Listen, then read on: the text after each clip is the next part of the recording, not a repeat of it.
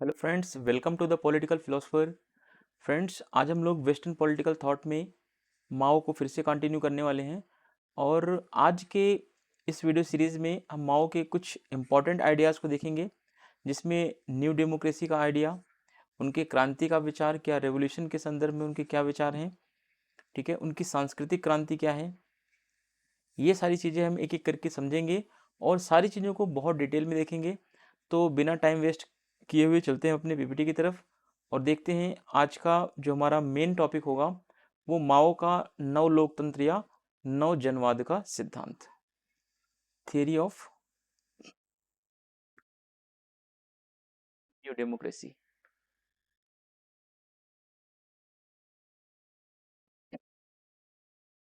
ठीक है, अब देखेंगे कि माओ का जो नव लोकतंत्र या नव जनवाद का सिद्धांत है क्या और एग्जाम में क्या क्वेश्चन पूछा गया है। माओ ने 1940 में अपनी एक पुस्तक लिखी, ऑन न्यू डेमोक्रेसी। ठीक है, इस पुस्तक में इन्होंने नव जनवाद या नव लोकतंत्र का सिद्धांत दिया। और यह नव लोकतंत्र का जो सिद्धांत है यह चीन के संदर्भ में है, इसीलिए इसको कहा जाता है कि यह चीनी शैली का लोकतंत्र है, यह चीन के संदर्भ का यह लोकतंत्र माना जाता है। नेक्स्ट पॉइंट है, इस लोकतंत्र का मुख्य लक्ष्य क्या है? राष्ट्रवाद है। यानी कि नव जनवाद या नव लोकतंत्र का जो मुख्य लक्षण क्या है, मुख्य लक्ष्य सॉरी, यहाँ इसका मेन ऑब्जेक्टिव क्या है? राष्ट्रवाद या नेशनलिज्म को अचीव करना। अब यहाँ पर एक चीज नोट करके दिया गया है कि माओ के नव लोकतंत्र का मुख्य लक्षण पूछा गया है यहाँ पर, और ऊपर है मुख्य लक्ष्य। ठीक है, यहाँ पे फीचर के बारे में बात कर रहा है, कैरेक्टरिस्टिक्स के बारे में बात कर रहा है, और यहाँ पे इसके ऑब्जेक्टिव या इसके क्या गोल है। ठीक है, तो माओ के नव लोकतंत्र का मुख्य लक्षण पूंजीवादी और समाजवादी व्यवस्था का मिश्रित रूप है। क्योंकि आप देखोगे आगे चल के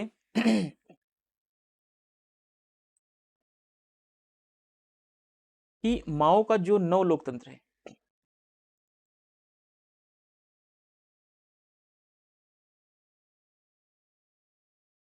या न्यू डेमोक्रेसी है,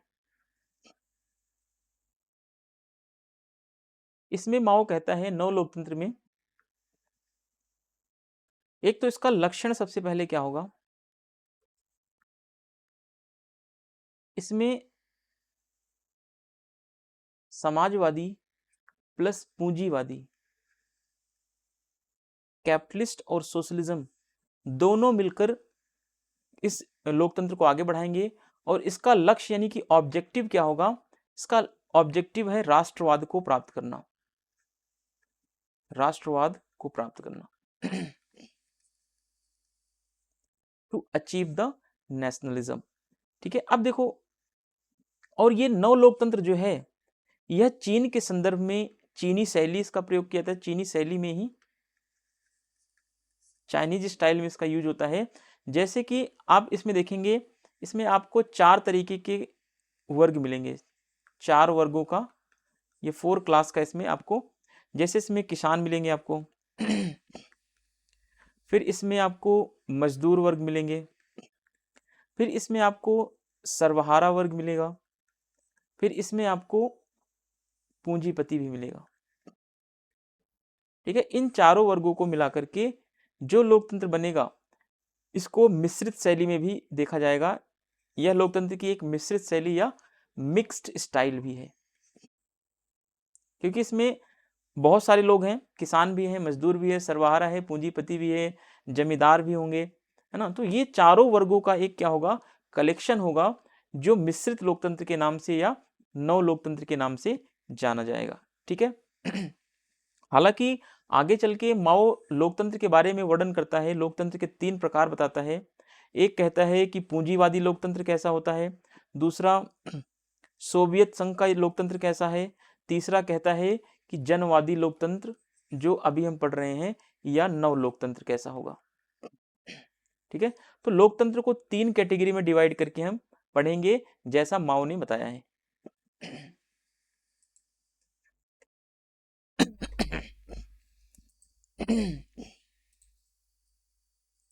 चलिए, ये तो आपको पता चल गया होगा कि माओ के जो नव लोकतंत्र का मुख्य लक्षण है वो है पूंजीवादी और समाजवादी व्यवस्था का मिश्रित रूप। क्योंकि इस माओ के नव लोकतंत्र में कुछ गरीब दिखेंगे आपको और कुछ अमीर दिखेंगे। ठीक है, माओ के इस लेख के अनुसार लोकतंत्र को 3 भागों में डिवाइड किया जा सकता है, या 3 भाग में हम माओ के लोकतंत्र को बांटकर पढ़ सकते हैं। माओ gave the theory of a new democracy in his work on new democracy in 1940. This is a Chinese style democracy. The main goal of this democracy is a nationalism.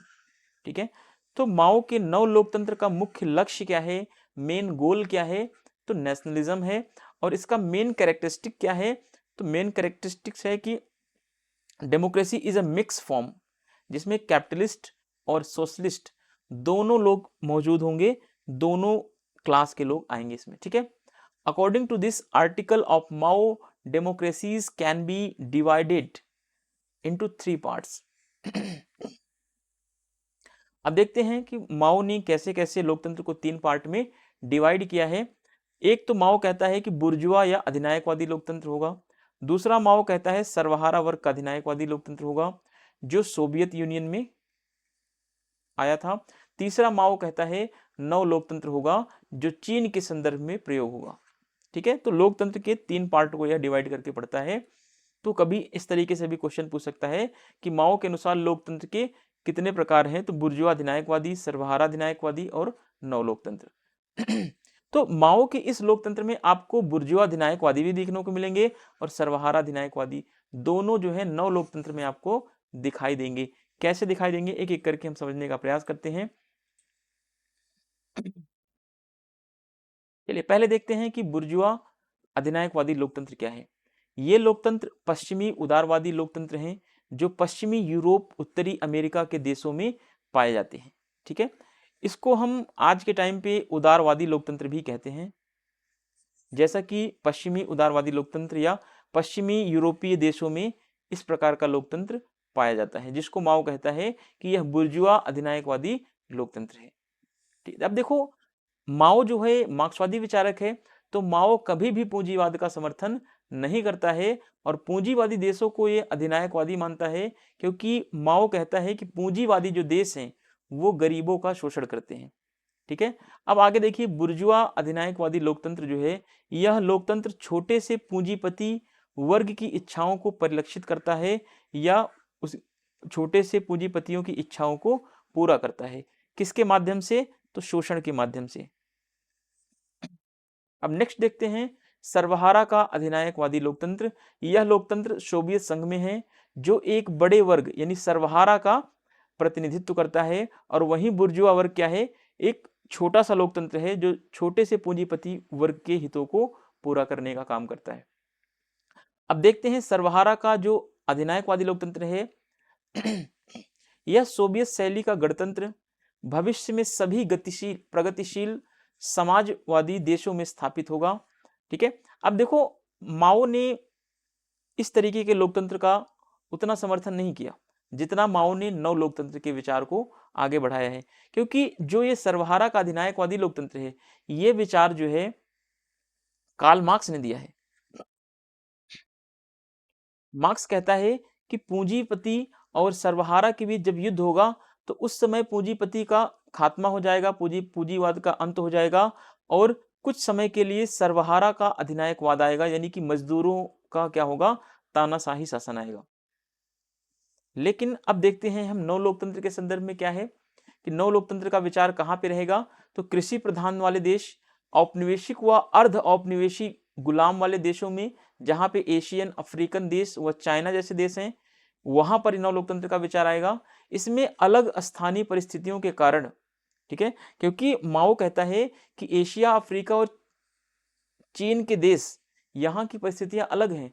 इन्हीं परिस्थितियों के अलग होने के कारण यहाँ पर सोवियत शैली का सर्वहारा का अधिनायकवाद नहीं आएगा।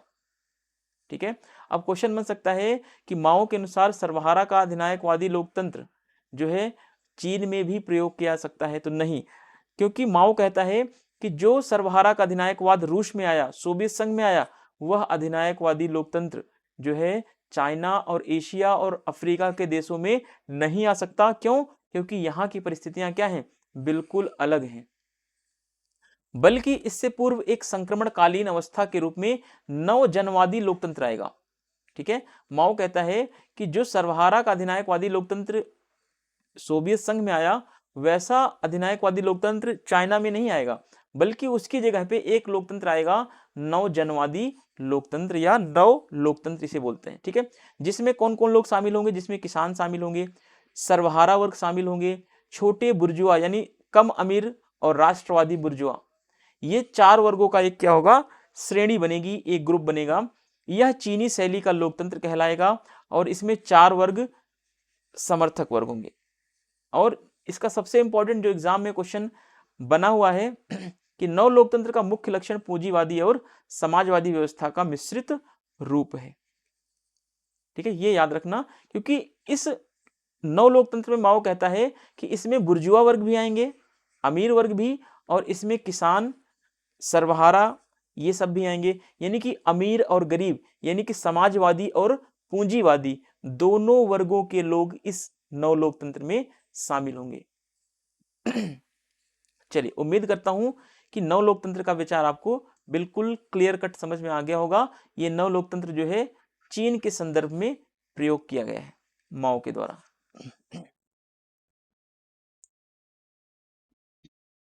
ठीक इसका जस्ट इंग्लिश में है, bourgeois totalitarian democracy of the proletariat on new democracy. ठीक है, तो ये सारी चीजें आप एक एक करके आप पढ़ भी सकते हैं, इसमें कोई बहुत बड़ा टॉपिक या बहुत बड़ा इश्यू नहीं है। ठीक है, चलिए आगे देखते हैं।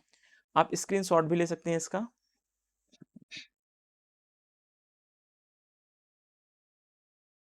अब देखते हैं जनवादी लोकतांत्रिक अधिनायकवाद। अब माओ जो कहता है जो नव लोकतंत्र आएगा, वो नव लोकतंत्र अधिनायकवाद कैसे बनेगा? क्योंकि सोवियत संघ में सर्वहारा वर्ग का अधिनायकवाद आया, तो माओ ने कहा कि चाइना में तो भैया सर्वहारा वर्ग का अधिनायकवाद नहीं आ सकता, हाँ, लेकिन उसकी जगह पे जनवादी लोकतांत्रिक अधिनायकवाद आ सकता है, जिसमें कौन कौन से लोग शामिल होंगे? जिसमें किसान शामिल होगा, सर्वहारा वर्ग, छोटे पूंजीपति और अमीर सर्वहारा। ठीक है, इस तरीके से चार तरीके से लोग शामिल हो सकते हैं इसमें। तो अब उन्हीं चार लोगों का क्या होगा? ये अधिनायकवादी शासन होगा। जैसे कि सोवियत यूनियन में सर्वहारा यानी मजदूरों का अधिनायकवाद आया, ठीक उसी तरीके से ही चाइना में भी जनवादी लोकतांत्रिक अधिनायकवाद का सिद्धांत माओ ने दिया है। लेकिन माओ ने कहा कि जैसे सोवियत संघ में सर्वहारा का अधिनायकवाद आया, ठीक वैसा ये नहीं होगा। चलिए आगे देखते हैं। 1940 में जहां माओ ने नव लोकतंत्र का सिद्धांत दिया, वहीं 1949 में साम्यवादी क्रांति की सफलता के बाद अपनी एक पुस्तक लिखी इन्होंने, पीपल्स डेमोक्रेटिक डिक्टेटरशिप, लोगों की लोकतांत्रिक तानाशाही इसे कहते हैं। ठीक है, इसी को कह सकते हैं जनवादी लोकतांत्रिक अधिनायकवाद भी कह सकते हैं इसको।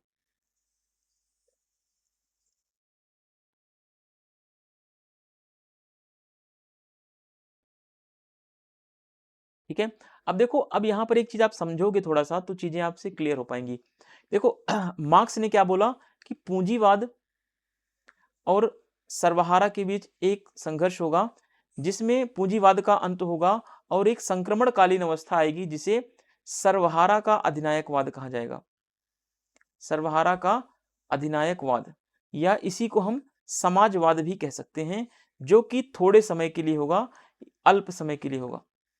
ठीक है, तो ठीक इसी तरीके से माओ ने भी कहा कि जब साम्यवादी क्रांति सफल हो जाएगी, ठीक है, साम्यवादी क्रांति की सफलता के बाद माओ ने क्या बोला कि माओ ने एक बुक लिखी, पीपल्स डेमोक्रेटिक डिक्टेटरशिप, जिसमें कहा कि जनवादी लोकतांत्रिक अधिनायकवाद अब आ जाएगा। कब आएगा? जब साम्यवादी क्रांति की सफलता मिल जाएगी।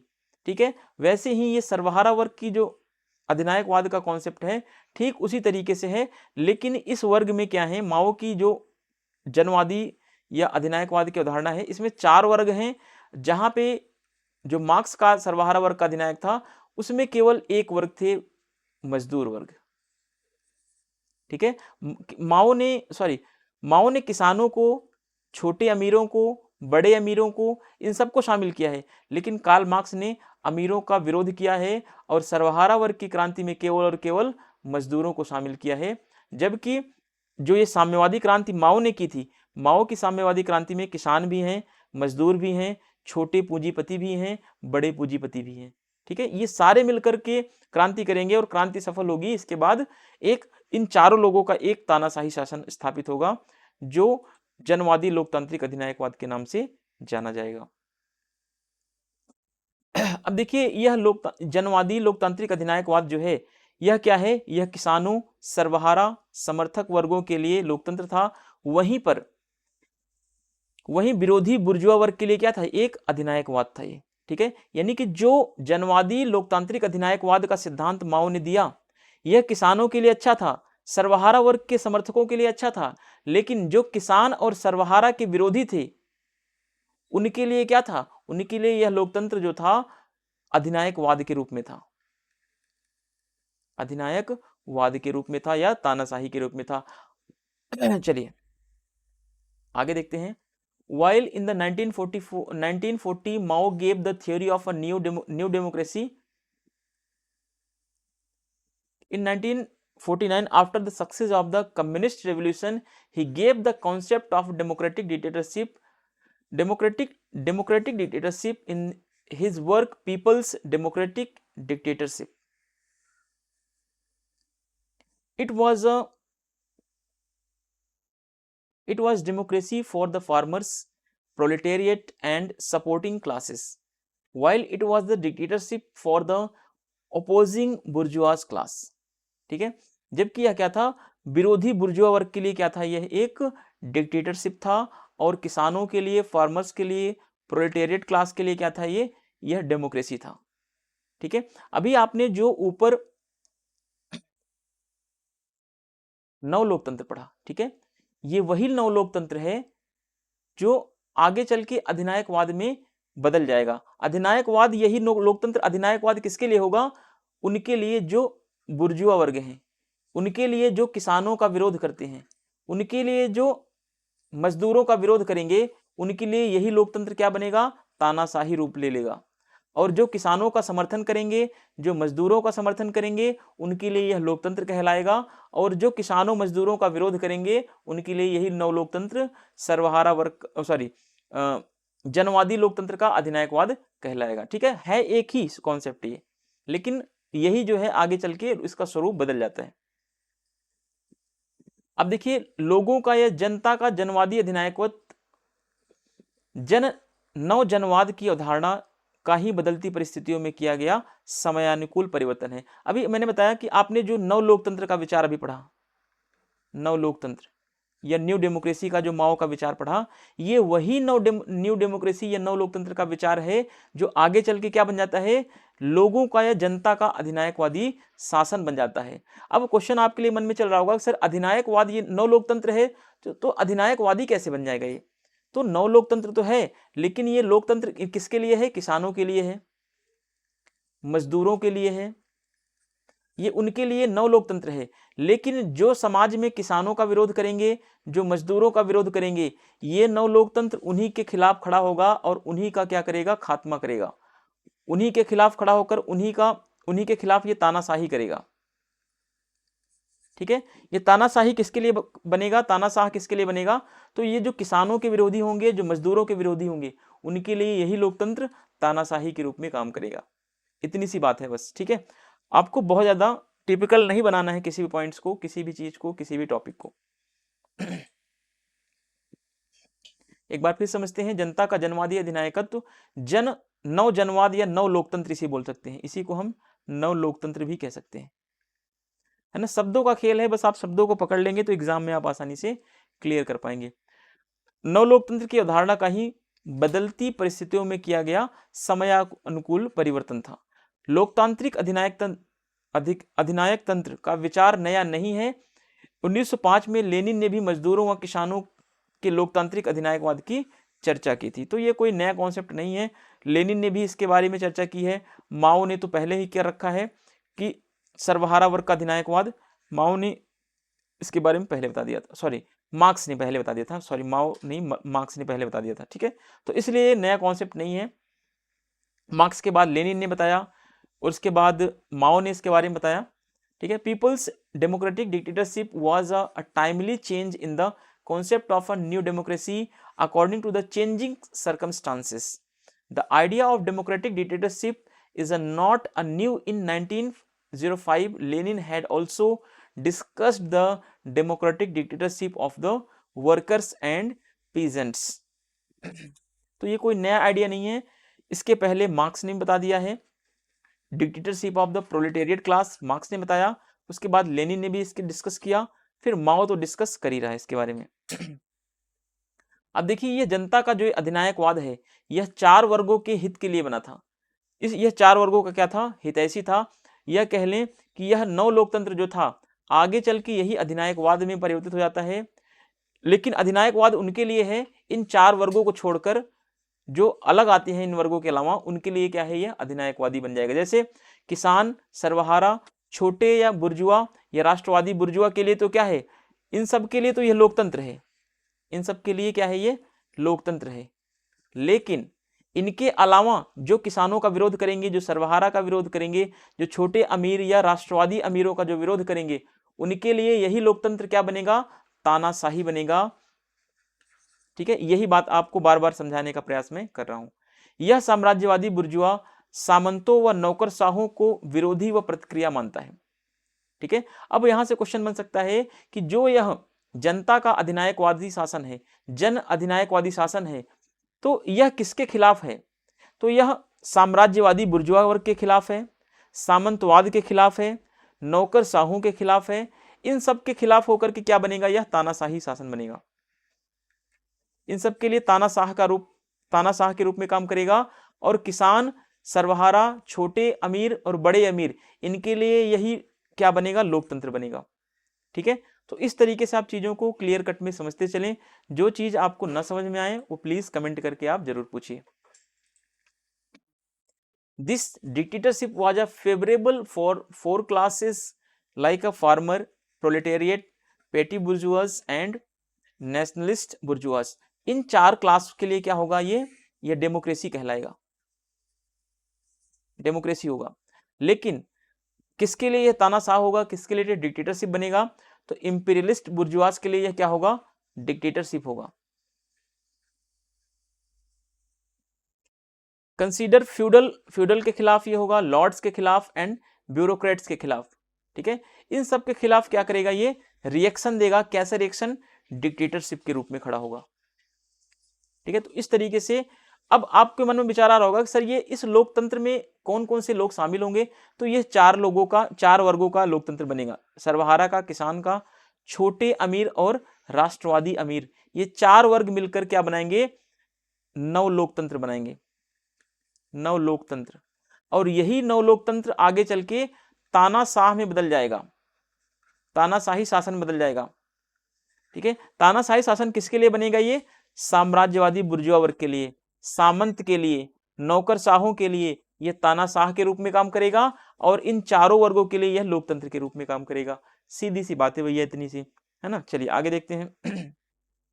अब जो एग्जाम में पूछा गया है कॉन्सेप्ट अंतर्विरोध का, या अंतर्विरोध की अवधारणा, या कॉन्सेप्ट ऑफ अ कंट्राडिक्शन, ठीक है। कंट्राडिक्शन आपको दिख गई, तो ऑन कंट्राडिक्शन जो है माओ के द्वारा एक लेख लिखा गया, या आप कह लें पुस्तक है, ठीक है। ऑन कंट्राडिक्शन 1937 में लिखा गया। इस लेख के द्वारा माओ ने बताया कि द्वंद्व यानी संघर्ष यानी अंतर्विरोध कभी भी समाप्त नहीं होते, ये हमेशा बने रहते हैं। अब देखो माओ कह रहा है कि समाज से कभी भी द्वंद्व, कभी भी विरोध, कभी भी संघर्ष खत्म नहीं होता है, इस बात को आप ध्यान रख लो। लेकिन वहीं दूसरी तरफ अगर बात करें कार्ल मार्क्स की, अगर हम मार्क्स की बात करें तो मार्क्स कहता है कि समाज में द्वंद्व, संघर्ष समाप्त हो जाएंगे कब, जब आ जाएगा साम्यवाद, ठीक है। लेकिन माओ कह रहा है कि चाहे साम्यवाद आए चाहे समाजवाद आए, ये संघर्ष हमेशा बने रहेंगे, हमेशा बने रहेंगे और अनंत काल तक रहेंगे। चाहे कोई भी समय आए, चाहे साम्यवाद आए, चाहे पूंजीवाद आए, चाहे जो भी वाद आए, है ना, माओ कहता है कि ये संघर्ष कभी नहीं खत्म होने वाला है, ये संघर्ष हमेशा विद्यमान रहता है समाज में, चाहे समाज का स्वरूप कैसा हो। लेकिन कार्ल मार्क्स ने कहा कि संघर्ष समाप्त हो जाएगा जब साम्यवाद आ जाएगा, क्योंकि मार्क्स ने कहा साम्यवाद में न तो पूंजी होगा, न ही अमीर होंगे, और ना ही गरीब होगा, ना ही कोई धर्म होगा, ना ही कोई जातियां होंगी, ना ही राज्य होगा, ना ही कोई विचारधारा होगी, है ना, ये सब का अंत हो जाएगा साम्यवादी ये कम्युनिस्ट स्टेज में। लेकिन माओ कह रहा है कि चाहे साम्यवाद ला दो, चाहे आप समाजवाद ला दो, चाहे कोई सी भी व्यवस्था ला दो, हमेशा संघर्ष वहां पे बने रहेंगे और ये संघर्ष अनंत काल तक बने रहेंगे। माओ कहता है अगर हमें संघर्ष को कम करना है तो हमें कुछ क्रांतियां करनी पड़ेंगी, उन क्रांतियों के बारे में हम आगे एक एक करके समझने का प्रयास करेंगे, लेकिन अभी हमारा उद्देश्य है कि संघर्ष कैसे बना रहेगा, क्या क्या उसके रीजन होंगे। ठीक है, तो माओ ने बताने का प्रयास किया कि ये संघर्ष हमेशा बने रहेंगे, ये कभी खत्म नहीं होने वाले संघर्ष हैं। ठीक है, ये हमेशा बने रहते हैं। माओ त्से तुंग के अनुसार समाज में अनंत काल तक विरोध बने रहेंगे, लेकिन मार्क्स ने क्या बोला? मार्क्स ने बोला कि साम्यवाद आ जाएगा तो ये संघर्ष, ये विरोध अपने आप खत्म हो जाएगा। अब देखिए, सर्वहारा के अधिनायकत्व के पश्चात भी समाज में विरोध कायम रहेंगे। ठीक है, माओ कहता है कि सर्वहारा का अधिनायकत्व आ जाए, चाहे साम्यवाद स्वयं आ जाए, है ना, फिर भी समाज में विरोध कायम रहेगा, ये संघर्ष हमेशा अनंत काल तक बना रहेगा। उसके अनुसार, यानी माओ के अनुसार, विरोध दो प्रकार के होते हैं। ठीक है, अब देखेंगे कौन कौन सा विरोध कितने प्रकार का होता है, वो अगले स्लाइड में देखेंगे। अभी पहले हम इंग्लिश में देख लेते हैं एक बार।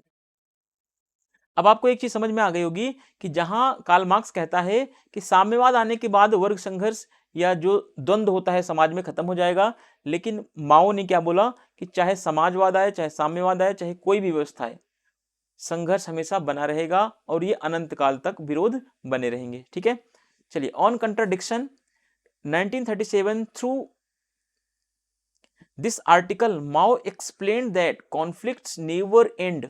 ठीक है, conflicts never end, they always remain. Mao कहता है कि कॉन्फ्लिक्ट कभी नहीं खत्म होगा और ये ऑलवेज हमेशा रिमेन रहेगा, बना रहेगा। ठीक है, according to Mao Tse Tung contradiction will remain in society for eternity.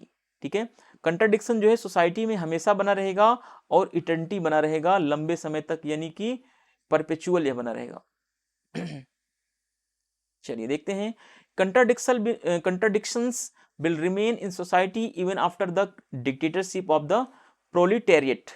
माओ कहता है कि कंट्राडिक्शन हमेशा बने रहेंगे, चाहे सोसाइटी में डिक्टेटरशिप ऑफ प्रोलेटेरिएट आ जाए, चाहे कोई भी सिस्टम आ जाए। ठीक है, हर सिस्टम में कंट्राडिक्शन मिलेगा आपको देखने को। According to him, according to Mao, there are two types of a contradiction. Mao ने बोला कि दो प्रकार के विरोध होते हैं, एक है सामंजस्यशील विरोध, रिकंसाइलेबल कॉन्फ्लिक्ट, एंड इरिकंसाइलेबल कॉन्फ्लिक्ट। ठीक है, गैर सामंजस्यशील विरोध और सामंजस्यशील विरोध, दो तरीके के विरोध माओ कहता है समाज में पाए जाते हैं। अब देखते हैं कि सामंजस्यशील विरोध क्या है और गैर सामंजस्यशील विरोध क्या है। अब देखिए, सामंजस्यशील विरोध का अभिप्राय वे विरोध हैं जो जनता के मध्य आपस में होते हैं। ठीक है, यह विरोध वह विरोध है जो जनता जनता में होता है और जिसे बिना किसी हिंसा के सुलझाया जा सकता है। माओ कहता है कि जो सामंजस्यशील विरोध होता है वो जनता के मध्य या परिवार में भी झगड़े छोटे मोटे होते रहते हैं और ये आपसी झगड़े आपस में सुलझ जाते हैं। ठीक है, तो ये सामंजस्यशील विरोध है। ये विरोध साम्यवादी क्रांति के बाद भी बने रहेंगे। ठीक है, तो माओ कहता है कि यह विरोध चाहे साम्यवाद आ जाए, चाहे समाजवाद आ जाए, चाहे कोई भी व्यवस्था आ जाए, यह विरोध हमेशा बना रहेगा, कभी खत्म नहीं होगा। ठीक है, फिर दूसरी तरफ माओ कहता है कि एक होता है गैर सामंजस्यशील विरोध। इसमें क्या होगा, शोषक और शोषितों के मध्य यह विरोध हमेशा चलता रहता है।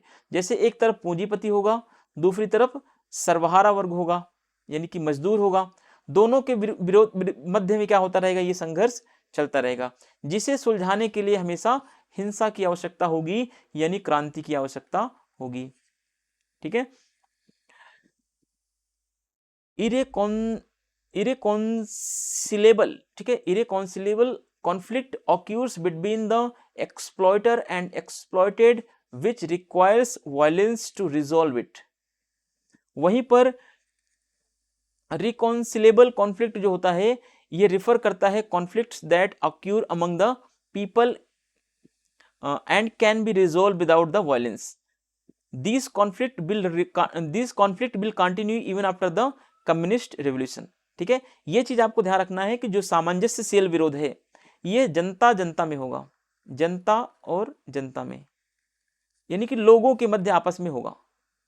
ठीक है, लेकिन जो गैर सामंजस्यशील विरोध होगा ये एक तरीके से कह सकते हैं कि पूंजीपति और मजदूर, यानी कि बुर्जुआ और सर्वहारा में होगा गैर सामंजस्यशील विरोध, और इसमें हिंसा की जरूरत पड़ेगी क्योंकि इस विरोध को सॉर्ट आउट करने के लिए क्रांति करनी पड़ेगी या वॉयलेंसन करना पड़ेगा। और जो ये सामंजस्यशील विरोध है ये आपसी समझौते से खत्म हो जाएगा, इसमें कोई हिंसा की जरूरत नहीं है, बस इतना सा आपको समझना है। अब हम देखते हैं निरंतर क्रांति का सिद्धांत जो माओ ने दिया है। ठीक है, माओ के अनुसार निरंतर क्रांति क्या है? The theory of continuous revolution या परपेचुअल रेवोल्यूशन कह सकते हैं। अब देखिए, क्रांति एक घटना नहीं है कि एक बार घट गई तो अब दोबारा नहीं घटेगी, बल्कि क्रांति एक प्रोसेस होता है, एक प्रक्रिया होता है जो निरंतर हमेशा चलता रहता है। ठीक है, माओ कह रहा है कि क्रांति एक निरंतर प्रक्रिया है जो हमेशा समाज में चलता रहेगा, चाहे लोगों के मध्य विवाद हो उसमें भी एक क्रांति के माध्यम से ही सुलझाया जाएगा, लेकिन उसमें हिंसा नहीं होगी। ठीक है, तो क्रांति कोई घटना नहीं है कि एक बार घटना घट गई तो घट गई, अब दोबारा नहीं घटेगी। ठीक है, क्रांति क्या है? एक प्रक्रिया है जो हमेशा समाज में चलती रहती है। माओ त्से तुंग के अनुसार समाज में क्रांतियों का एक दौर चलेगा जिससे लोगों का वैचारिक परिवर्तन किया जा सके। अब माओ कह रहा है कि समाज में क्रांतियों का एक दौर आएगा जिसमें लोगों के विचारों में परिवर्तन किया जा सके, और इस परिवर्तन से क्या होगा यह बताया जाएगा वैचारिक परिवर्तन करके कि कौन शोषक वर्ग है और कौन शोषित वर्ग है, किसका शोषण हो रहा है और कौन शोषण कर रहा है। अस्थायी क्रांति या निरंतर क्रांति के विचार को फिर माओ ने एक और नई दिशा दी। ठीक है, इसी को हम अस्थायी क्रांति भी कह सकते हैं या निरंतर क्रांति के विचार भी कह सकते हैं जो माओ ने दिया है। माओ ने कहा कि समाज में क्रांतियां हमेशा बनी रहेगी, समाज में हमेशा संघर्ष बने रहेंगे। ठीक है, क्योंकि क्या है, यह एक प्रक्रिया है, प्रक्रिया तो हमेशा चलती रहती है जो कभी नहीं रुकती है। घटना तो एक बार घट के रुक भी जाती है लेकिन प्रक्रिया हमेशा चलती रहती है। तो माओ कहता है क्रांति क्या है? एक प्रक्रिया है। Revolution is a not an event but process which continues continuously. According to Mao Zedong, a series of revolutions will take place in the society so that the ideological transformation of the people can be carried out. Mao again gave the new direction to the idea of permanent revolution or continuous revolution. अब देखिए आगे माओ कहते हैं जहां अंतर विरोध की अवधारणा के तहत माओ ने माना कि अंतर विरोध तो निरंतर उठते ही रहते हैं समाज में, क्योंकि माओ कहता है कि ये विरोध जो होते हैं, ये संघर्ष जो होते हैं समाज में अनंत काल तक विद्यमान रहते हैं। अतः उन्हें दबाने के लिए हमें क्या चाहिए? क्रांति का सहारा लेना पड़ता है। ठीक है, माओ कहता है कि समाज में अंतर विरोध या संघर्ष या द्वंद्व हमेशा निरंतर उठते रहते हैं, और इन संघर्षों को दबाने के लिए हमें किसकी जरूरत पड़ती है? क्रांति की जरूरत पड़ती है। और क्रांति जब देखो, आप सोचो, जब संघर्ष और अंतर विरोध निरंतर समाज में बने रहेंगे तो क्रांति भी क्या होगी? क्रांति भी एक प्रक्रिया के तहत निरंतर चलती रहेगी, उनको दबाने के लिए विरोधों को। ठीक है, अब देखिए अप्रैल 1956 में अपने प्रसिद्ध भाषण में माओ ने एक शीर्षक दिया था 10 महान संबंध। इसमें 10 अंतर विरोधों की चर्चा इसने की थी। अब 10 अंतर विरोध कौन कौन से थे उनके बारे में हम सारा डिस्कस नहीं करेंगे, कुछ जो इंपॉर्टेंट होंगे उनके बारे में हम डिस्कस करेंगे। ठीक है, under the concept of contradiction Mao believed that the contradictions keep arising continuously and hence continuous revolution is necessary to the suppress them. Mao कहता है कि जब देखो हमेशा सोसाइटी में कंट्राडिक्शन अराइज होते रहेंगे, क्योंकि माओ ने बोला कि चाहे कोई भी फॉर्म ऑफ सोसाइटी हो, चाहे वो कम्युनिज्म हो चाहे सोशलिज्म हो, हमेशा वहां पर कंट्राडिक्शन बना रहेगा। तो कंट्राडिक्शन को रिजॉल्व कैसे किया जाएगा? तो माओ कहता है कि कंट्राडिक्शन को रिजॉल्व करने के लिए हमें रेवोल्यूशन करनी पड़ेगी, क्योंकि माओ कह रहा है कि कोई भी सोसाइटी हो, कोई भी समाज हो, वहां पर संघर्ष हमेशा बना रहेगा, हमेशा संघर्ष रहेगा वहां पर। जब हमेशा संघर्ष रहेगा तो इस संघर्ष को समाप्त करने के लिए क्या चाहिए? हमें क्रांति चाहिए। तो क्रांति क्या है? तो समाज में हमेशा क्रांति भी होती रहेगी। इसका मतलब क्रांति क्या है? एक प्रक्रिया है। बिल्कुल सही बात है। ठीक है। In his famous speech in April 1956, titled 10 Great Relationships, he discussed the 10 contradictions. अब आगे देखिए, अतः निरंतर पैदा होने वाले अंतर विरोधों को दबाने के लिए माओ ने निरंतर क्रांति के तहत निम्नलिखित अभियान चलाए। माओ ने बोला कि समाज में निरंतर अंतर विरोध व्याप्त रहते हैं, जो विरोध हैं अनंत काल तक चलते रहते हैं। तो इन विरोधों को हम दबाएंगे कैसे? तो हमें क्या करना पड़ेगा? निरंतर क्रांति का सहारा लेना पड़ेगा, क्योंकि जब लगातार समाज में विरोध बने रहेंगे तो लगातार हमें क्रांति करनी पड़ेगी। ठीक है। अब कौन कौन से अभियान चलाएं? भूस्वामी विरोधी अभियान चलाया 1949 से लेकर 1952 तक। फिर इसने चलाया सैकड़ों फूलों को खिलाने की योजना 1957 में चलाया। यानी कि इसमें कहा गया कि अलग अलग संप्रदाय, अलग अलग लोगों के विचारों को खिलने का मौका दिया जाए, खुलने का मौका दिया जाए। अलग अलग विचार सामने आने चाहिए, किसी भी विचारों को नहीं दबाया जाना चाहिए। फिर अगला अभियान चलाता है लंबी महान छलांग योजना का। फिर अगला चलाता है महान सर्वहारा सांस्कृतिक क्रांति का। ठीक है।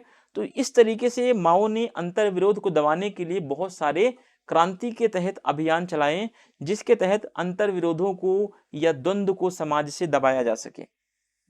Therefore, the suppress the contradiction that keep arising, Mao started the following campaigns under the continuous revolution: anti-landlord campaign 1949 to 1952, plan of making hundreds of flowers bloom, इसी को कह सकते हैं let the 100 flowers bloom। आगे तीसरा चलाया great leap forward, महान लंबी छलांग इसे बोलते हैं। फिर ग्रेट प्रोलेटेरियन कल्चरल रेवोल्यूशन या महान सर्वहारा सांस्कृतिक क्रांति। इस तरीके से ये कुछ अभियान या कुछ कंपेन चलाता है। किस लिए चलाता है? जिससे कि जो कंट्राडिक्शन है वो दब जाए। अब एक एक करके हम समझेंगे, एक एक को पढ़ेंगे। भूस्वामी विरोधी अभियान, इसमें क्या किया गया? बेसिकली इसमें जो भूस्वामी थे, जो जमीनों के मालिक थे, उनके विरोध में कुछ अभियान क्रांतियां की गई, क्योंकि उनका सारी जमीनों पर कब्जा था, जिससे वो भूमि के स्वामी बने हुए थे। ठीक है। दूसरा था सैकड़ों फूलों को खिलाने की योजना। तो देखते हैं सैकड़ों फूलों को खिलाने की योजना का क्या मतलब है। सैकड़ों फूलों को खिलाने की योजना, a plan to feed 100 of flowers. 1957 में यह योजना आती है। स्टालिन की 1953 में मृत्यु के बाद सोवियत संघ में निकिता खुश्चेव आता है। निकिता खुश्चेव ने गैर स्टालिनवादी के तहत शांतिपूर्ण सहअस्तित्व और राजनीतिक उदारीकरण का नारा दिया। ठीक है। अब देखो, स्टालिन तो कट्टर मार्क्सवादी था। इसने लोगों के विचारों को आगे नहीं बढ़ने दिया, लोगों को आजादी नहीं दी। इसने लोगों को फ्रीडम नहीं दिया कि आप बोलो खुल करके। लेकिन जैसे ही इसकी मृत्यु 1953 में होती है, स्टालिन की मृत्यु, इसके बाद सोवियत संघ का प्राइम मिनिस्टर या प्रेसिडेंट कौन बनता है? निकिता खुश्चेव। अब ये क्या करता है? अब यह स्टालिनवाद की पॉलिसी से हट करके एक नई पॉलिसी लाता है, जिसमें अपनी पॉलिसी में क्या देता है? शांतिपूर्ण सहअस्तित्व का नारा दिया इसने, और पॉलिटिकल लिबरलिज्म, राजनीतिक उदारीकरण का नारा दिया। यानी कि कहता है कि राजनीति में अब सभी वर्गों को भाग लेने का अधिकार होगा, राजनीति में सभी वर्गों को अपने वोटिंग के राइट्स होंगे, और सभी अपने अपने डिजायर के अकॉर्डिंग, अपनी अपनी इच्छाओं के अनुसार अपने अपने राजनीतिक दलों का निर्माण कर सकते हैं। ठीक है। तो ये निकिता खुश्चेव का उदारीकरण का कॉन्सेप्ट था। माओ ने भी ऐसा ही किया था, तथा राजनीतिक आलोचनाओं व वैचारिक खुलेपन को आमंत्रित माओ ने भी किया। ठीक है। इसी को कहा जाता है कि लेट द 100 फ्लावर्स ब्लूम। ठीक है। माओ ने भी कहा कि राजनीतिक आलोचना जरूरी है, क्योंकि वैचारिक खुलापन जरूरी है। वैचारिक खुलापन और राजनीतिक आलोचना जब तक नहीं होगी, जब तक पॉलिटिकल सिस्टम का क्रिटिसिज्म नहीं होगा तब तक ये नहीं पता चलेगा क्या सही है क्या गलत है। हमेशा गुणगान नहीं गाना चाहिए किसी का, हमेशा आप एक क्रिटिकल, आप स्टूडेंट रहते हैं या आप स्टूडेंट्स हो तो आपको एक क्रिटिकल एनालिसिस करना चाहिए कि क्या सही है क्या गलत है। तो माओ ने भी कहा कि हम लोगों को दबाकर बहुत दिनों तक नहीं रख सकते, उनके आइडियाज को खुलने दीजिए, उनके विचारों को सामने आने दीजिए, सरकार की आलोचना करने दीजिए लोगों को, लोगों की क्या इच्छाएं हैं उनको जानना चाहिए। ठीक है, तो अगर आप किसी को बहुत दिनों तक दबा के रखेंगे तो क्रांतियां हो जाएंगी, संघर्ष बन जाएगा, है ना। अगर लोगों के विचार खुले होंगे तो क्रांतियां भी कम होंगी। After Stalin's death in 1953, Khrushchev in the Soviet Union gave the slogan of peaceful coexistence and political liberalization under non-Stalinism. ठीक है। Mao did the same and invited political criticism and ideological openness. माओ ने भी same ऐसा ही किया और political criticism को इसने माओ ने इनवाइट किया और आइडियोलॉजिकल ओपननेस को भी इसने इनवाइट किया।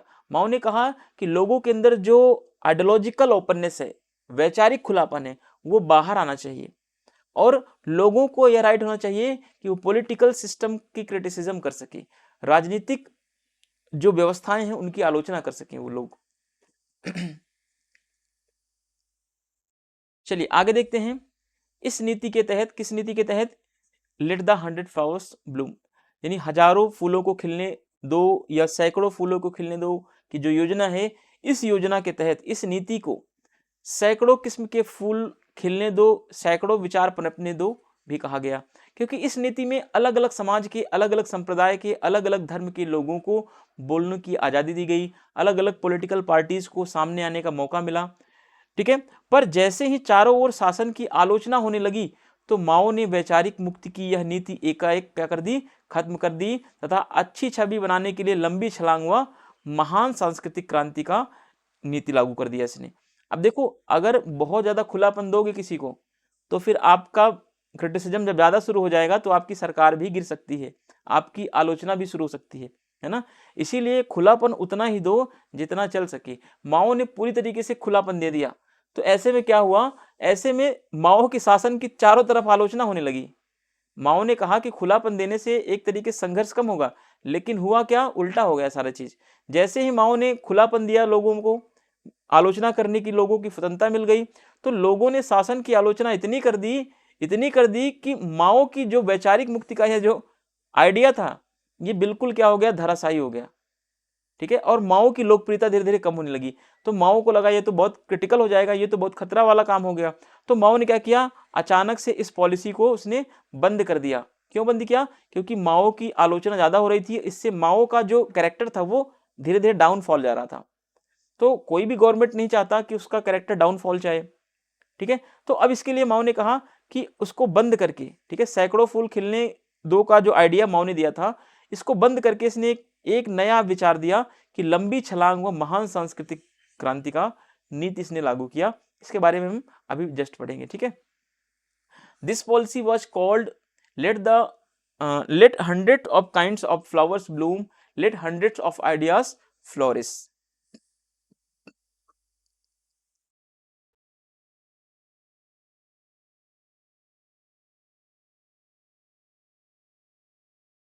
चलिए, but as soon as the regime started getting criticised from all sides, लेकिन जैसे ही शासन की चारों तरफ से, रिजाइन्स की चारों तरफ से क्रिटिसिज्म होने लगा तो माओ ने सडनली क्या किया, इस पॉलिसी को एंड कर दिया। ठीक है, एंड आइडियोलॉजिकल लिबरलिज्म का जो पॉलिसी था माओ का, इसको माओ ने क्या कर दिया, क्लोज कर दिया सडनली।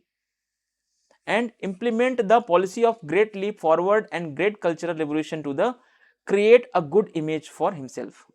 ठीक है, तो माओ ने जब क्रिटिसिज्म बढ़ गया माओ का, तो माओ ने आइडियोलॉजिकल लिबरलिज्म का कॉन्सेप्ट खत्म कर दिया और अपनी इमेज को आगे करने के लिए, अपनी इमेज को बढ़ाने के लिए इसने एक नया आइडिया दिया, ग्रेट लीप फॉरवर्ड और ग्रेट कल्चरल रिवोल्यूशन का कॉन्सेप्ट इसने दिया। अब देखते हैं है क्या ये लंबी छलांग। लंबी छलांग आंदोलन जो कार्यक्रम चलाया गया वो 1958 से लेकर 1960 तक चलाया गया, यानी कि लगभग 3 वर्षों तक चला ये। ठीक है, 3 वर्षों के कार्यकाल में क्या हुआ, क्या ये सक्सेस रहा, या फेल्योर रहा, इसके बारे में एक एक करके हम यहाँ पर समझने का प्रयास करते हैं। ठीक है, अब ये लंबी छलांग जो आंदोलन था, यह बेसिकली अर्थव्यवस्था के क्षेत्र से जुड़ा हुआ था, यह आर्थिक क्षेत्र से जुड़ा हुआ था। अगर मैं क्वेश्चन बनाना चाहूं तो 1000 क्वेश्चन वहां पर बना सकता हूं, लेकिन कोई काम का क्वेश्चन वो नहीं होगा। इसलिए मैं जो क्वेश्चन बनाऊंगा वो क्वेश्चन रेलेवेंट होंगे, है ना, वो क्वेश्चन एग्जाम में आए हुए होते हैं या आने की पॉसिबिलिटीज उनकी रहती है हमेशा। तो लंबी छलांग आंदोलन का संबंध किससे है? आर्थिक कार्यक्रम से था, इकोनॉमिक प्रोग्राम से था ये। ठीक है, ये कब से कब चलाया गया? 1958 से लेकर 1960, यानी 3 वर्ष तक, 58, 59 और 60। ठीक है, 3 वर्ष चला। इस आंदोलन के अंतर्गत माओ त्से तुंग ने औद्योगिक उत्पादन में 1 वर्ष में कितने प्रतिशत वृद्धि का लक्ष्य निर्धारित किया? तो माओ ने औद्योगिक उत्पादन वर्ष में 1 वर्ष में इसने 100% वृद्धि का लक्ष्य निर्धारित किया कि 1 साल में हम 100% ग्रोथ करेंगे। ठीक है, परंतु लंबी छलांग आंदोलन अकाल के कारण क्या हो गया? असफल हो गया। वहां पर अकाल पड़ गया, सूखा आ गया, महामारियां फैल गई। इस वजह से ये लंबी छलांग आंदोलन माओ का सक्सेसफुल नहीं हो पाया, यह फेल हो गया टोटली। ठीक है, this was an economic programme. Under this movement Mao Tse Tung set the target of increasing industrial production by 100% in a 1 year. ठीक है, माओ ने इस मूवमेंट के थ्रू इंडस्ट्रियल प्रोडक्शन को 100% इंक्रीज करने का टारगेट रखा, वो भी 1 ईयर में। ठीक है, but the great leap forward movement failed due to the famine. ठीक है, फेमाइन आ गया चाइना में, जिसकी वजह से क्या हुआ? यह मूवमेंट टोटली फेल्ड हो गया। माओ ने इसी आंदोलन के संदर्भ में कहा था, किस आंदोलन के संदर्भ में?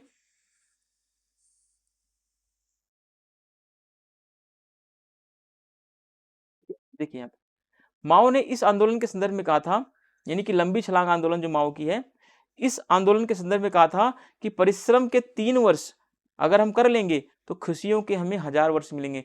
3 वर्ष का मतलब 1958 से लेकर 1960 तक, अगर हम 3 वर्ष 58, 59 और 60, इस 3 वर्षों में अगर हम 100% ग्रोथ ले लेंगे तीनों वर्ष, तो हमारे लिए खुशियों के 1000 वर्ष आ जाएंगे, 1000 वर्ष तक हमारे पास खुशियां रहेंगी। ठीक है, तो अब ये क्वेश्चन उठता है कि कभी कभी कि माओ ने परिश्रम के 3 वर्ष और खुशियों के 1000 वर्ष, ये वाक्य स्टेटमेंट अपने किस आंदोलन में दिया? तो लंबी छलांग मूवमेंट में दिया। ठीक है, ये बात ध्यान रखना आप लोग। इस आंदोलन को माओ ने लोहे व इस्पात की लड़ाई का नाम दिया। ठीक है, माओ कहता है कि लोहा और इस्पात, इसके बीच में क्या होगी? लड़ाई होगी। देखते हैं लोहा जीतेगा या इस्पात जीतेगा इसमें। इसे 2 पैरों पर चलने वाली नीति भी कहा जाता है। कैसे 2 पैरों पर चलने वाली नीति का क्या मतलब है? देखिए क्या है इसका मतलब, क्योंकि इसमें तीव्र औद्योगिक विकास भी रखा गया इस आंदोलन में, लंबी छलांग आंदोलन में। ठीक है, तीव्र औद्योगिक विकास के लिए इसने एक तो स्वदेशी तकनीकी के साथ साथ पाश्चात्य आधुनिक तकनीकी का इस्तेमाल करना था। अब इसमें 2 चीज रखी गई, इसीलिए इसको क्या बोला जाता है? 2 पैरों पर चलने वाली नीति भी कहा जाता है। एक तो इसमें देशी तकनीकी अपनाई गई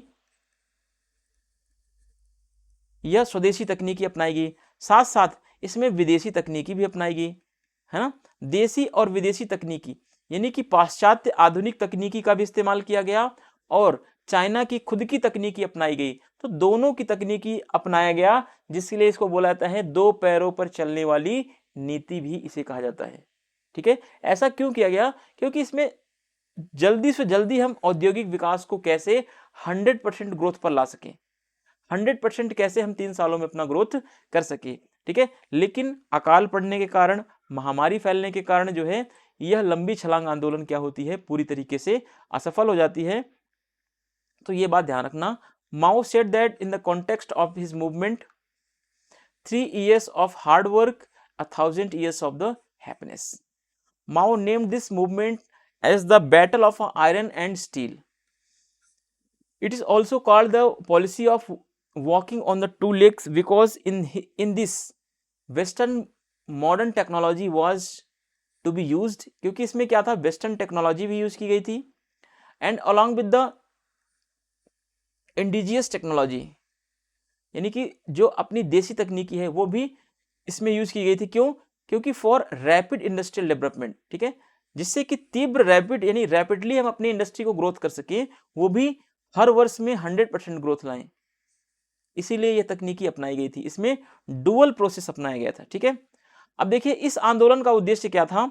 इस आंदोलन यानी लंबी छलांग आंदोलन का उद्देश्य था उत्पादन को ज्यादा से ज्यादा बढ़ाया जाए, जिससे साम्यवादी सूत्र को लागू किया जा सके। अब साम्यवादी सूत्र क्या है? साम्यवादी सूत्र था प्रत्येक व्यक्ति को उसकी आवश्यकता के अनुसार, हर व्यक्ति को उसकी जरूरत के अनुसार वस्तुएं मिलेंगी और हर व्यक्ति अपनी क्षमता के अनुसार काम करेगा और जरूरत के अनुसार उसे वस्तुएं मिलेंगी। तो जिससे माओ का भी उद्देश्य ये था कि साम्यवादी व्यवस्था को पूरी तरीके से लागू किया जाए, इसलिए उसने ऐसी ऐसी रेवोल्यूशन, ऐसी ऐसी क्रांतियां, ऐसी ऐसे मूवमेंट्स किए। लेकिन ये आंदोलन क्या था, बिल्कुल फ्लॉप हो गया। फ्लॉप क्यों हुआ? क्योंकि महामारी फैल गई, अकाल आ गया वहां पर, ठीक है। इस आंदोलन की असफलता के बाद माओ ने सांस्कृतिक क्रांति का नारा दिया। अब देखो माओ रुक नहीं रहा, माओ क्रांति पर क्रांति का नारा दे रहा है, ठीक है।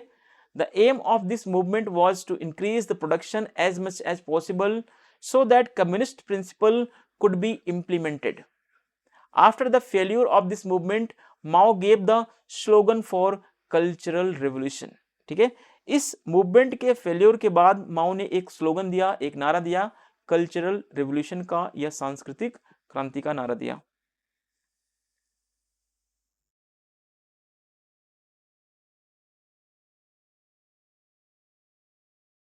महान सांस्कृतिक क्रांति,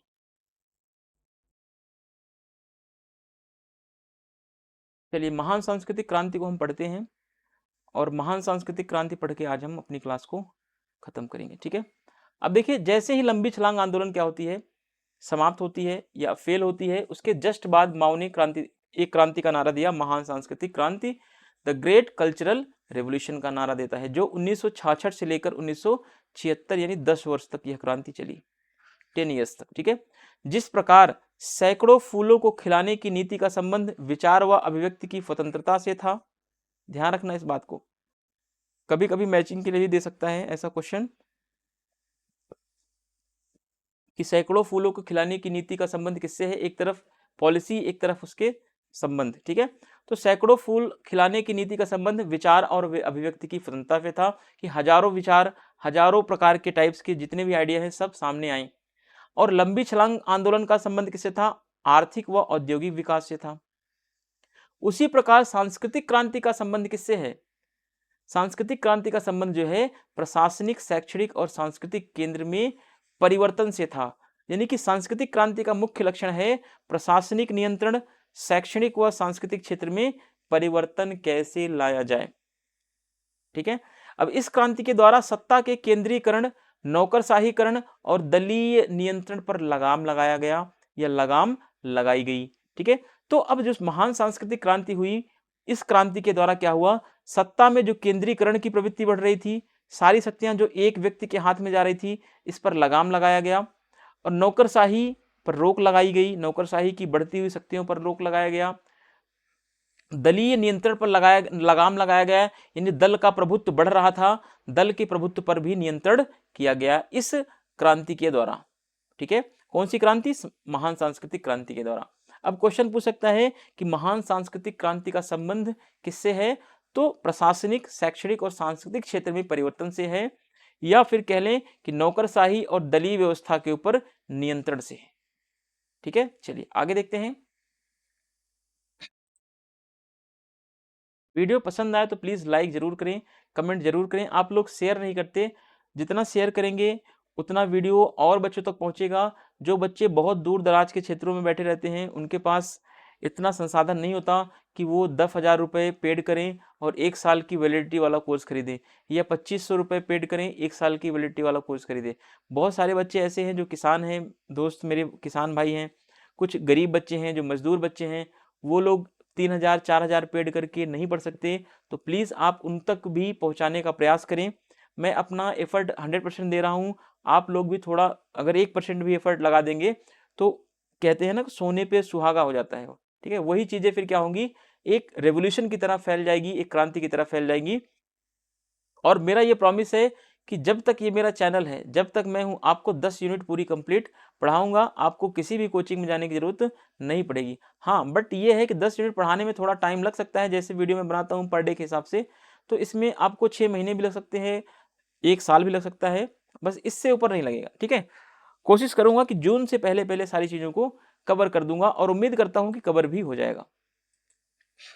चलिए, द ग्रेट कल्चरल रेवोल्यूशन जो 1966 से लेकर 1966 से 1976 तक चला, यानी 10 वर्षों तक चला।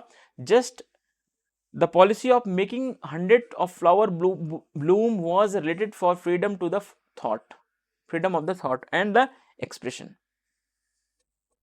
Great leap forward was related to the economic and industrial development. तो ग्रेट लीप फॉरवर्ड का संबंध किससे था? इकोनॉमिक एंड इंडस्ट्रियल डेवलपमेंट से था। और सिमिलरली द कल्चरल रेवोल्यूशन जो है, ये भी क्या है, ये it was a related to change in administrative, educational and cultural fields. This revolution curbed centralization of power, bureaucratization and party control. ठीक है, तो इस रेवोल्यूशन का जो उद्देश्य है, इस क्रांति के द्वारा क्या हुआ, पावर के सेंट्रलाइजेशन को रोका गया और ब्यूरोक्रेटाइजेशन, जो ब्यूरोक्रेसी की शक्तियां बढ़ रही थी, है ना, उसको भी रोका गया। और जो इसके साथ साथ दलों पर नियंत्रण बनाया गया, यानी कि पार्टी के ऊपर कंट्रोल किया गया। किसके माध्यम से? इस सांस्कृतिक क्रांति के माध्यम से।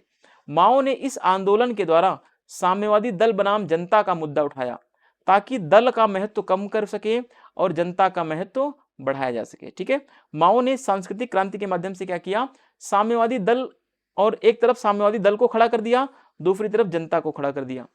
ठीक है, तो संघर्ष इसमें किसमें, दोनों में हो गया, जनता और साम्यवादी दल के बीच मुद्दा बन गया ये, कि जनता का महत्व ज्यादा है या साम्यवादी दल का महत्व ज्यादा है। ठीक है, ऐसा माओ ने इसलिए किया ताकि दल का महत्व क्या हो सके, कम हो सके और जनता का महत्व बढ़ सके। इस क्रांति के द्वारा माओ ने दलीय संगठनों को कमजोर करने के लिए युवाओं और रेड गार्ड्स को उपयोग में लिया। ठीक है, माओ ने क्या किया, माओ ने दलीय संगठन यानी साम्यवादी दल के प्रभाव को कम करने के लिए क्या किया, युवाओं को शामिल किया और रेड गार्ड्स को लिया। रेड गार्ड्स वे लोग थे जो माओ के सहयोगी थे, जिनके हाथों में लाल किताबें होती थी, लाल किताबें होती थी। ठीक है, तो माओ ने अपनी इस सांस्कृतिक क्रांति में क्या किया, इस सांस्कृतिक क्रांति में युवाओं और रेड गार्ड्स का सहारा लिया। आगे हम देखेंगे रेड गार्ड्स क्या हैं।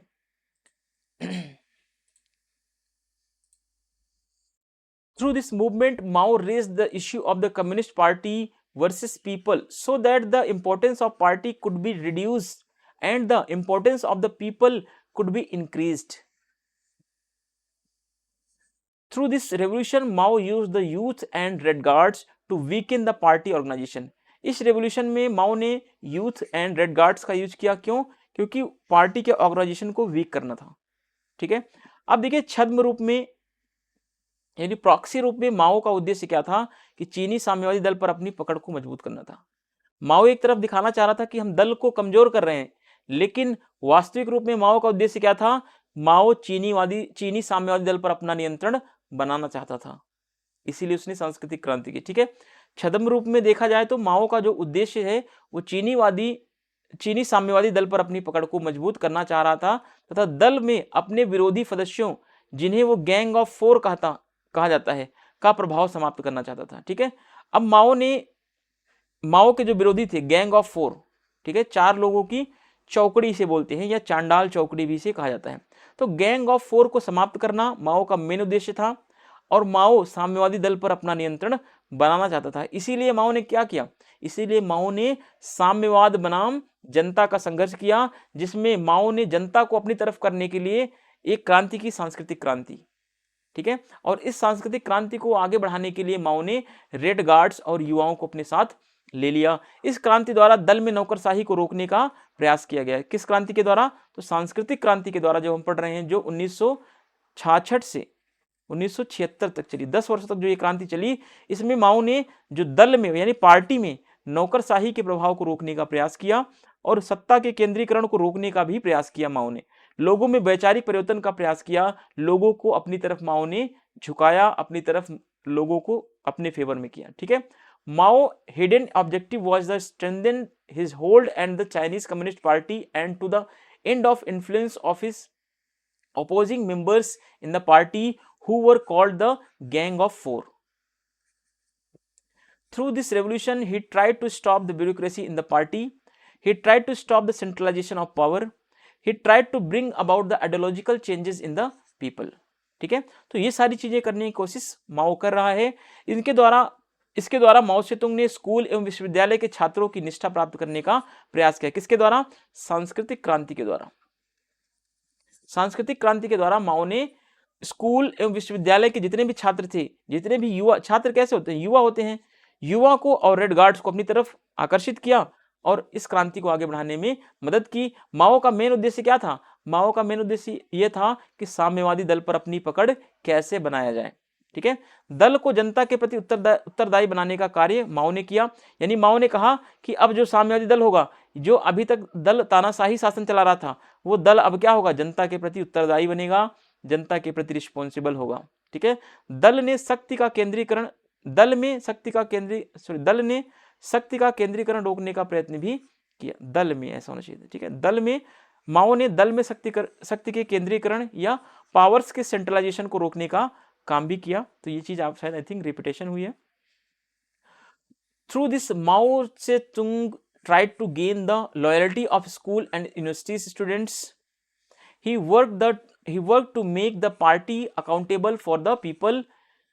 The party tried to stop the centralization of power. अब देखिए, आलोचक थे वो, उनके आलोचकों के अनुसार क्या कुछ आलोचनाएं हो रही हैं। तो आलोचकों के अनुसार चीन के साम्यवादी दल ने शक्ति संघर्ष के कारण माओ से तुंग ने यह नारा दिया था। ठीक है, चीन के साम्यवादी दल में शक्ति संघर्ष के कारण माओ ने यह नारा दिया था। क्या नारा दिया था? अब देखो, माओ ने जो नारा दिया कि हमें क्या करना है, हमें पार्टी में शक्ति के केंद्रीकरण को रोकना है, पार्टी में जो नौकरशाही की प्रवृत्ति बढ़ रही है उसको रोकना है, पार्टी को हमें रिस्पॉन्सिबल बनाना है। ठीक है, साम्यवादी दल को हमें उत्तरदायी बनाना है जनता के लिए, साम्यवादी दल में जो नौकरशाही का प्रभाव बढ़ रहा है उसको रोकना है। फिर माओ कह रहा है कि जो साम्यवादी दल है इसमें शक्तियों का केंद्रीकरण नहीं होना चाहिए, शक्तियों का विकेंद्रीकरण होना चाहिए। ठीक है, माओ त्से तुंग ली सियोकी एवं डेंग सियाओपिंग जैसे नेताओं के विरोध में संघर्ष कर रहे थे, क्योंकि ली सियोकी और डेंग सियाओपिंग जो थे ये साम्यवादी दल से जुड़े हुए थे, और साम्यवादी दल का विरोध कौन कर रहा था? माओ कर रहा था, क्योंकि सारी शक्तियां इन्हीं लोगों के पास थी, डेंग सियाओपिंग और ली सियोकी के पास। ठीक है, माओ से तुंग ने कहा कि वे बुर्जुआ तत्वों से चीन को खाली कराना चाहते हैं। बुर्जुआ तत्व मतलब ये अमीर वर्ग, यानी डेंग सियाओपिंग और ली सियोकी, ये सब माओ इनको क्या बोलता था? इनको कहता था ये बुर्जुआ तत्व हैं, इनसे चीन को हमें खाली कराना है। ठीक है, इनको हमें खदेड़ना है चीन से, क्योंकि ये रिस्पॉन्सिबल नहीं है, ये तानाशाही शासन कर रहे हैं, ये पार्टी में शक्तियों का सारा पावर अपने पास लेके बैठे हुए हैं। According to critics, Mao Tse Tung gave this slogan due to power struggle in the Communist Party of China. Mao Zedong was fighting against the leader like Li Xiaoqi, Deng Xiaoping. Mao Zedong said that they want to free China from bourgeois element. माओ त्से ने आगे क्या बोला? माओ आंदोलन में हिंसा को क्या मानता था? अपरिहार्य मानता था। माओ कह रहा है जो ये सांस्कृतिक क्रांति होगी, जो हिंसा होगी, है ना, ये इसमें हर क्रांति में हिंसा बहुत जरूरी है, बिना हिंसा के कोई भी क्रांति सक्सेसफुल नहीं हो सकती, क्योंकि ये मार्क्सवादी विचारक है, मार्क्स से प्रभावित है। ठीक है, इसीलिए कहा माओ ने कि केवल बंदूक की शक्ति के द्वारा ही विश्व को एक नए ढांचे में या सांचे में डाला जा सकता है। युद्ध को मिटाने के लिए युद्ध ही एकमात्र उपाय है। ठीक है, युद्ध को मिटाने का एक उपाय क्या है? युद्ध है। माओ कह रहा है अगर हमें संघर्ष को खत्म करना है तो हमें संघर्ष करना ही पड़ेगा, और संघर्ष शक्ति हमारे पास कहां से आएगी? बंदूक की नली से आएगी, केवल बंदूक से ही हमें शक्ति मिल सकती है। ठीक है, बंदूक से छुटकारा पाने के लिए हमें बंदूक को अपने हाथों में मजबूती से पकड़ना पड़ेगा। अगर हमने अभी मजबूती से बंदूक को नहीं पकड़ा तो हमें जीवन भर संघर्ष करना पड़ेगा। Mao consider violence inevitable movements, that is a wise set, That is why he said, only through the power of the gun can world be cast in a new mold. The only way to end war is a war. To get rid of guns we have to hold the gun firmly in the our hands.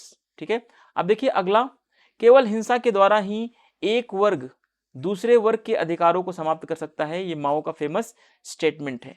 ठीक है, माओ कह रहा है कि हिंसा का प्रयोग बहुत जरूरी है और हिंसा के द्वारा ही हम एक वर्ग को दूसरे वर्ग से समाप्त कर सकते हैं। डेंग सियाओपिंग जो 1976 में 1976 में माओ की जगह चीन का राष्ट्रपति बना और उसने इस महान क्रांति जो 1966 से 1976 तक चली, इस महान क्रांति के यानी 10 वर्षों के बीच, ठीक है, इसको इसने क्या बोला, राष्ट्रीय अराजकता कहा। किसने? डेंग सियाओपिंग। ठीक है, डेंग सियाओपिंग आगे चल के जो है चाइना में उदारीकरण की पॉलिसीज को अपनाता है और जो माओ की पॉलिसी थी महान क्रांति की, इसको क्या बोला? राष्ट्रीय अराजकता कहता है। Only through violence can one class abolish the right of another, Mao Tse Tung. Deng सियाओपिंग who replaced the Mao as a president of China in 1976 called the 10 years of the Great Revolution national anarchy। ठीक है, तो इस 10 साल के revolution को वह national anarchy कहता है। थैंक यू आप लोगों का इतना साथ देने के लिए, अंत तक वीडियो देखने के लिए। अब अगले पार्ट में हम कुछ चीज़ों को आगे देखेंगे और उम्मीद करता हूं कि अगले पार्ट में ये आपका माओ कंप्लीट हो जाएगा और देखेंगे नॉजिक रॉल्स, हन्ना अरेंट और जो भी थिंकर और बच जाएंगे नए वाले आपके जो टॉपिक में ऐड होंगे। ठीक है, मिलते हैं नेक्स्ट वीडियो में। वीडियो पसंद आ रही हो, वीडियो समझ में आ रही हो तो प्लीज़ कमेंट जरूर करें और मिलते हैं नेक्स्ट वीडियो में। Thank you, thanks for watching.